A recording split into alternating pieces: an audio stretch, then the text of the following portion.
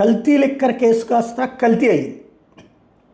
లిక్కర్లో కల్తీ చేయడం ఒక ఎత్తు, లిక్కర్నే కల్తీ చేయడం ఒక ఎత్తు. లిక్కర్లో నీళ్లు పోస్తే కల్తీ, అసలు ఆ లిక్కర్ ఫార్ములా కాకుండా ఓ సపరేట్ ఫార్ములాతో తయారు చేసినది కల్తీ లిక్కర్. ఆ కల్తీ లిక్కర్ కేసులో అరెస్ట్ అయినటువంటి జనార్దన్ రావు, జగన్మోహన్ రావులు మాకు చెప్పారు, జోగి రమేష్ చెప్పమంటేనే చేశామని చెప్పి, చెప్తేనే చేశామని చెప్పి, ఇంతకుముందు కూడా చేశాము అంటూ ఒక ఫేక్ స్టోరీని క్రియేట్ చేసి ఆ స్టోరీకి అనుగుణంగా జోగి రమేష్ అరెస్ట్కి రంగం సిద్ధమైంది. మొన్ననే చెప్పాను నేను, ఆయన అర్జెంటుగా హైకోర్టుకు పోవాలా లేకపోతే సుప్రీంకోర్టుకు పోవాలా, రిమాండ్ రిపోర్ట్ తర్వాత చేస్తారు అన్నది నేను ముందుగానే అంచనా వేశా, నా వీడియోలో కూడా ప్రస్తావించాను. ఇవాళ అదే జరిగింది.